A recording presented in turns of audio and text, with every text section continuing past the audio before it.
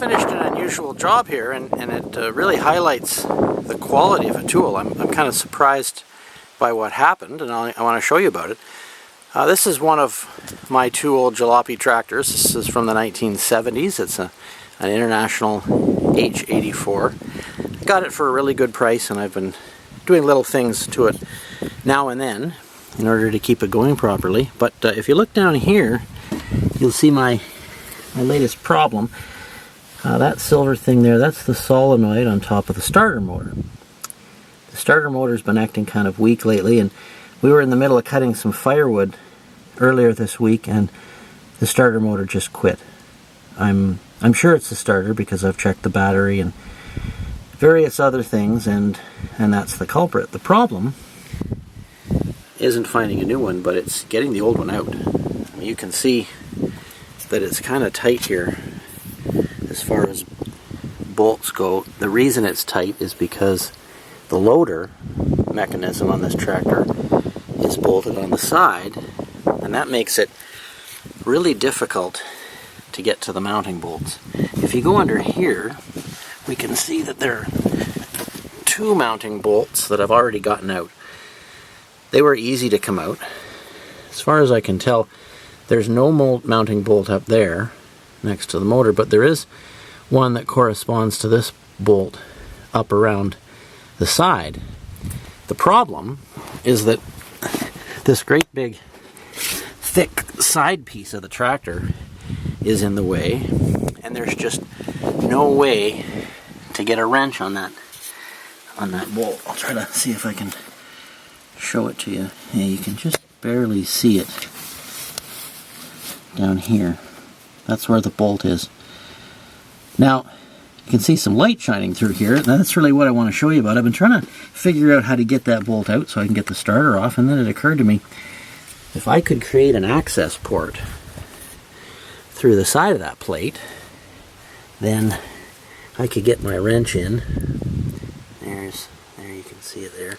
I could get my wrench in and get it on there. Well, as you can see, I have created that port. It's a 2 1/8 inch diameter hole that I bored through this steel, the steel of this part of the loader mechanism, and then the side piece here. And that's what I want to talk to you about. I used a hole saw for this, believe it or not. Here's what I took out of the side. This piece plus the thickness of steel that I went through to go through this piece totals up to be more than 3/4 of an inch of steel, and I used this Freud hole saw to do it. There are a lot of good hole saws around. I've had really good luck with the Freud. I didn't think it was going to work that well though, but I managed to get through with just the one hole saw. I thought I was going to have to buy 2 or 3 to get through there, but I didn't. I pre-drilled a hole with this drill bit here so that the pilot bit on the hole saw didn't have to do any work. It only had to sort of guide the travel of the hole saw. I also used plenty of cutting oil. Cutting oil is not like regular oil. It's got some sulfur in it, which acts as a lubricant, and it really helps bits to last longer. I also only bored for about 20 or 30 seconds at a time, and then I took the hole saw out, let it cool for a few seconds, knocked off the shavings, and continued on through. But you can see I've got my access port now. Getting that old starter off should be easy. Getting the new one on should be easy. The amazing thing for me is, though, that this hole saw did the job. This is just the original.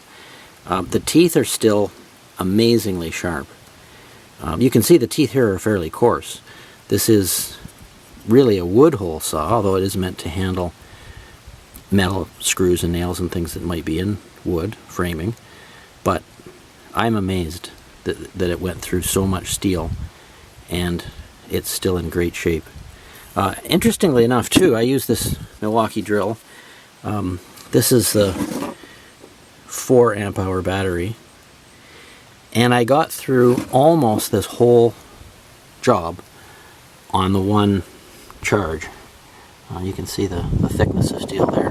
The last 1/8 of an inch or so. I had to get a new battery for it, but a pretty amazing performance from this handheld drill, 18 volt, and I gotta hand it to this hole saw. I thought I was going to have to get 3 or 4 of them to get the job done, but anyway, I'll show you the tractor a little later when I get that new starter on it.